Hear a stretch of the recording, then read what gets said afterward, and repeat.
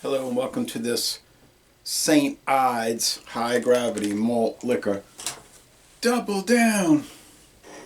People were asking me, why'd you stop the double downs? I said, well, I ran out of stuff to really make a deep focus upon. But I was in Baltimore County, Maryland, and I was staying on US Highway 40, which is like one of the main routes from the East Coast out to, well, it used to go all the way to California, but to Utah still. The rest of that, all the way to California, got overlaid by Interstate 80. But I was walking around in the afternoon. I said, let me go check out the liquor stores, because in Maryland, beer has to be bought at a liquor store. And I was in Catonsville, Maryland, right just west of Baltimore City, but I was in Baltimore County still, and I went there and they had this. And I said, oh, it's been years since I've seen St. Ides. This is the 8.2% high gravity malt liquor. Malt liquor, always malt liquor. What you know about that? So anyway, you heard me, so I bought it, you heard me, so brewed with natural ingredients. That's good to know. St. Ides Brewing Company Limited. That's like the British Commonwealth way of writing it. Limited. Usually in the U.S. it would be LLC or Incorporated. P.O. Box 739, Milwaukee, Wisconsin 53201.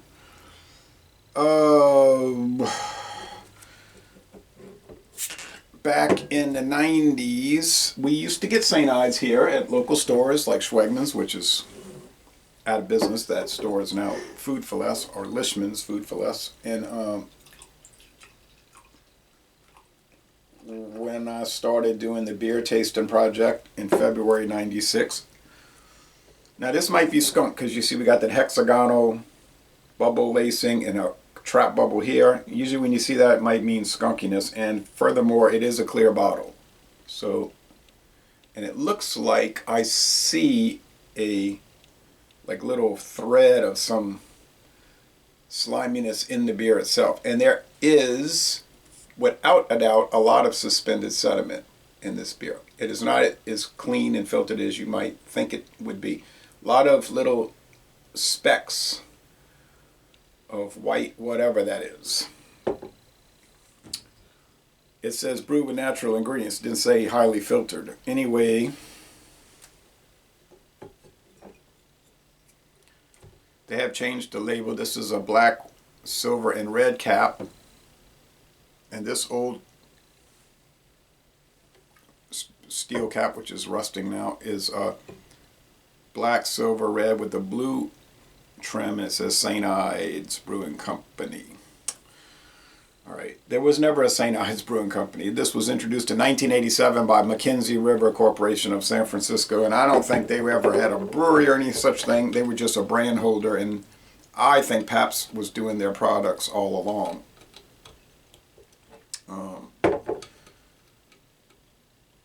Or could have been Stroh's, but they got there was a bunch of buyouts, you know what I'm talking about, and so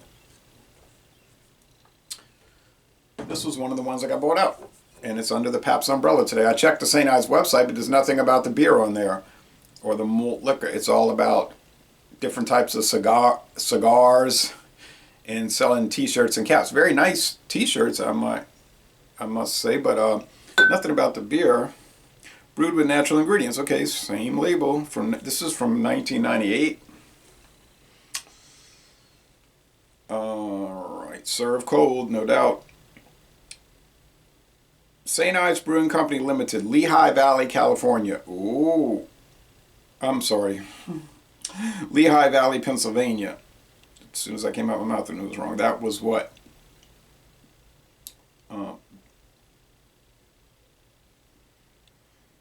The old Schlitz something, right? And now it's Sam Adams, I believe, who bought that brewery. And it's right off the Interstate 78 and under special arrangement, Detroit, Michigan. You know, that's Stroh's. That brewery's been abandoned also, just an abandoned area. There's the St. Ides with the storm, the hurricane type of thing going on.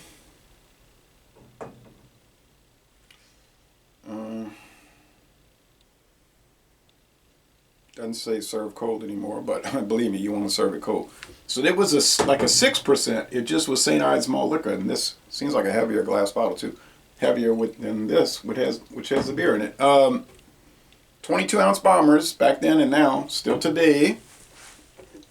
I liked it in 96, 97, 98, 99 when it faded away. It was mild, mellow, and easy going, much like Old English 800. Old English brand 800 malt liquor, which used to be 6% when it was under Pabst umbrella, and it also used to say charcoal filtered. I'm talking about the Old English. So then they came out with the high gravity, later. I bought this somewhere on a road trip. See that red UPC? This one had, they always had the red UPC, and November 28, 2011, Best Buy. So this is a 2011 production. Bought this right outside Washington National Stadium in Washington, D.C. Didn't hear any gunshots that night. Hold it down. It is kind of hard to hold down.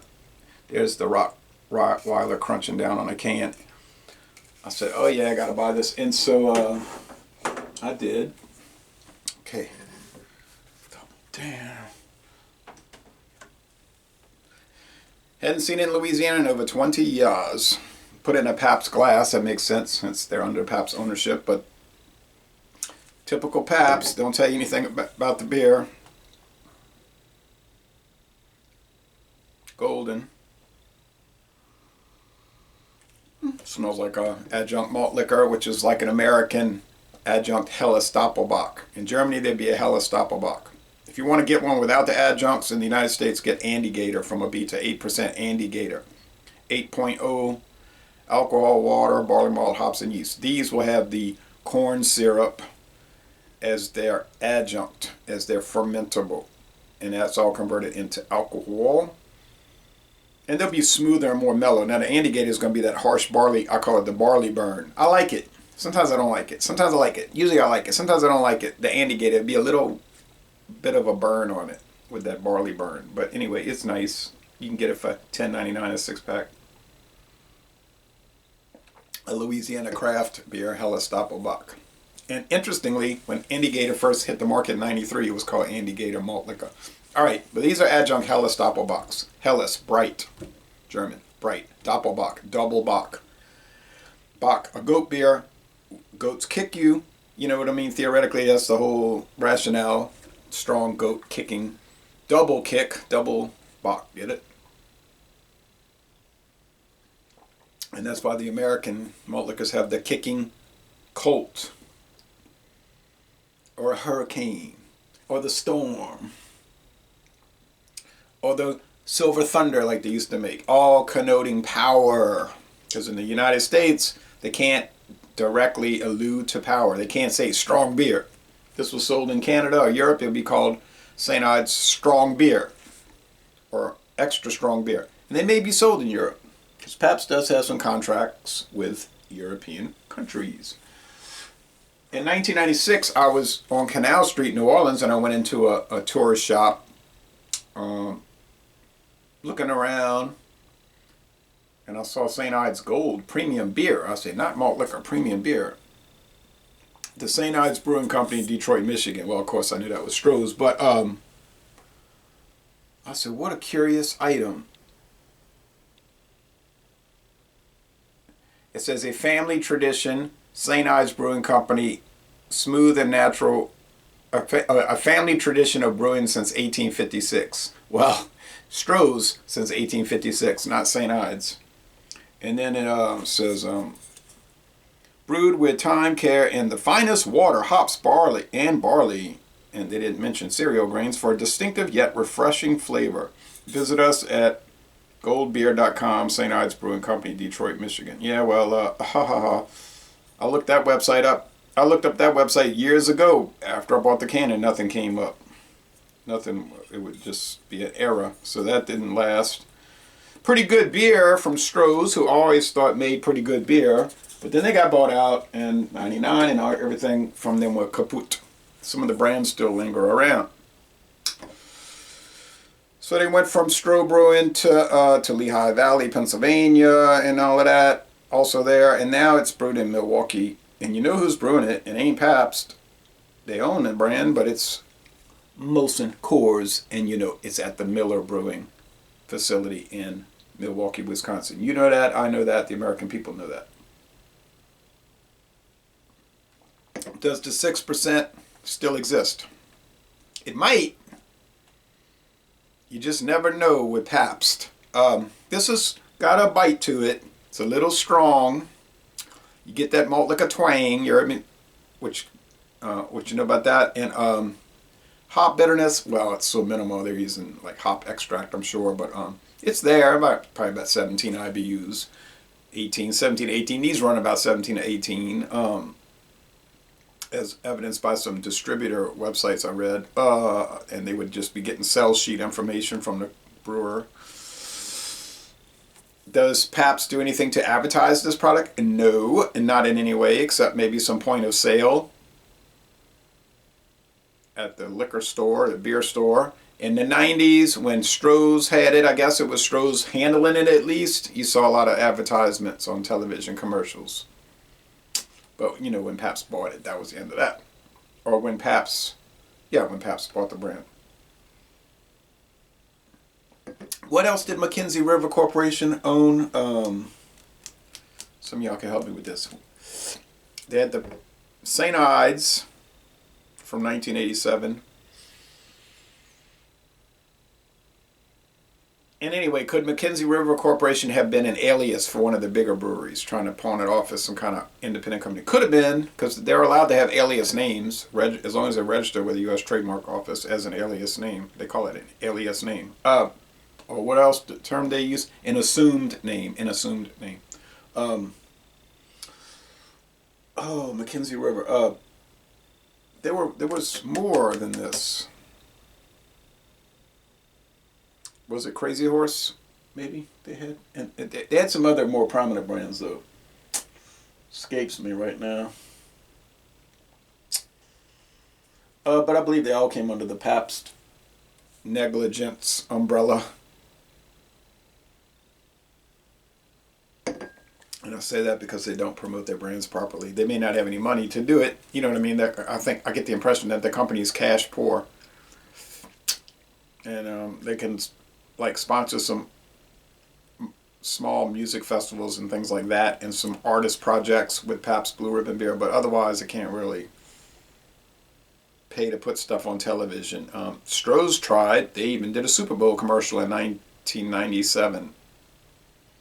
But the company was hemorrhaging money, and their leadership team was, I guess, bad. They just couldn't do it. They were treading water. They couldn't make any headway, so they sold out in '99 to Pabst. And then this Mackenzie River stuff came under that umbrella as well. Anyway, if y'all can think of the other Mackenzie River brands, let me know.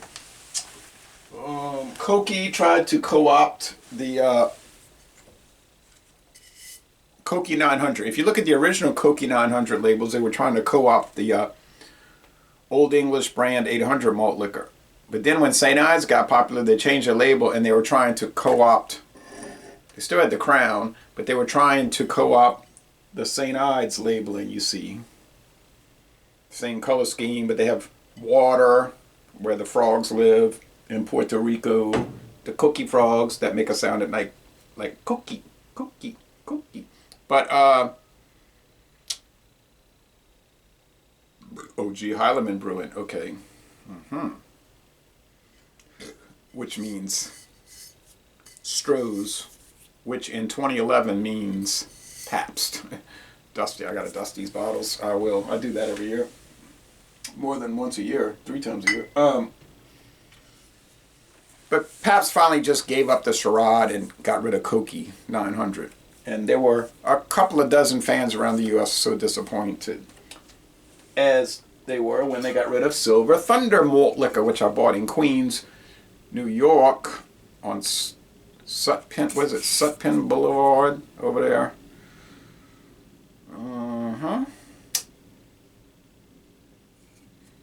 Never did find Big Bear. I never found Iceman malt liquor. Malt liquor was big in the 90s, you know, like everybody wanted to make Wildcat and the Eagle and Laser and so on, and then that faded, and as the craft beer movement, if you want to call it a movement, came into play so prominently, and people wanted more interesting flavors than just a standard malt liquor flavor, because really you had only three standard malt liquor flavors: the regular 6% flavor, 5.6 to 6, whatever, you know what I'm saying, like Mickey's and whatnot, Magnum. Then you had your high gravity flavor, which is more tangy, wangy, and maybe harsh. And then you had your, let's see, I was thinking 3 flavors. Oh, and your nasty flavors, like the bad malt liquors that were just like improperly produced, like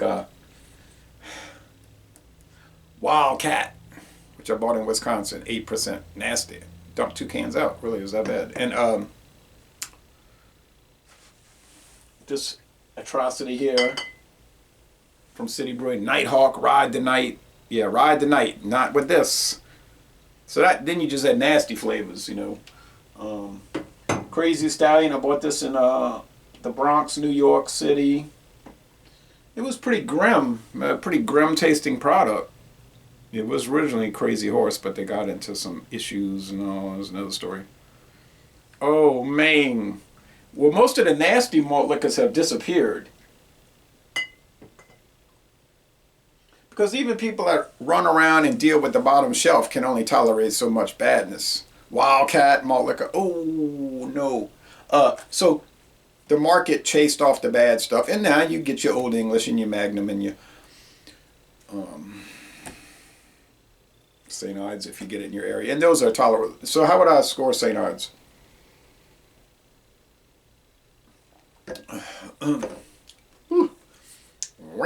Well, certainly it's not my preference, but any high gravity malt liquor, even the Schlitz Goebel, the best of the lot, I believe, they still, I don't like them. They're too strong and off-putting with that Steel Reserve 211 8.1% harshness and unpleasantness. Are there good ones in there? Yeah, Hurricane High Gravity I think is mighty fine, but they don't sit well with me, and I would 99 times out of 100 pick the 5.6 to 6% malt liquor. 6% being a tipping point for me with most lagers. 6.0 and below, very nice. I mean, let's talk about Beer 30 Ice, which ain't very nice. You'd never order twice.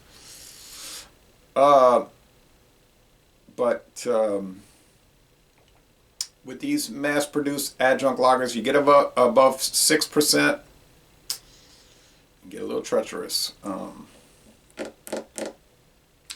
To sum up, St. Ides, high gravity, not sold here. In this area, you can go to some West Bank areas and a few East Bank, we're talking about the Mississippi River, and find Colt 45 nowhere in these parishes here, these river parishes. Except on the West Bank in St. Charles, you can find Colt 45. But commonly, without searching around, we get the high gravity ones, Hurricane, commonly, Natty Daddy, very common. And then we get the Mickey's Fine Malt Liquor, 5.6, Magnum at Circle K, 5.6, Old English 800, Old English brand 800 malt liquor, 5.9 now since the Miller acquisition in '99 from Pabst and their big blockbuster deal. So those would be the how could I forget? King Cobra, 40 ounce bottles everywhere around here. Yes. So those are the common ones here in this part of the country. So do people like malt liquor around here? Yes.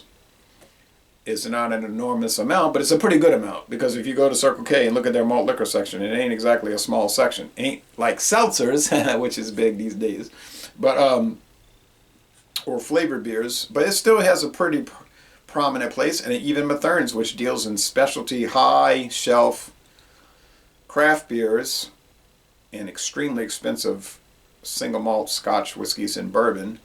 They still have their Mickey's Fine Malt Liquor, and they still have Steel Reserve 6%, the Steel 6 from 2003 to present. And it sells. People buy it. So I appreciate you watching this. Whew, this thing is. I don't dislike it, no, but it's a little twangy. Oh yeah, the score. I mean, I can't bring personal preference into play because just because it doesn't suit me doesn't matter. It's pretty well made. I mean, Miller Brewing Company, meaning Molson Coors, under contract for Pabst, they know what they're doing. They can execute it to perfection. I mean, it's pretty balanced for an American adjunct Helles Doppelbock high gravity malt liquor. It probably deserves a B plus, about 88 out of 100. There's really no nastiness, no like actual nastiness. A personal preference thing is not fair. So would I buy it again? Nah, I mean, I have enough now. I mean, as we can see. But well, of course, if they brought back the 6%. Now, oh, what about the flavored St. Ides? I know they exist. Well, yes, of course, I would buy St. Ides strawberry and St. Ides fruit punch and St. Ides lemonade and St. Ides this and that. Oh, yes, they exist. But for most people, that's more theory than fact. But they are around. So, Les Le Bon Temps Relais, an interesting product for over 30 years. And I'm going to end this St. Ides high gravity malt liquor. What you know about that? You heard me? Double down by saying, y'all come on down to Southeast Louisiana.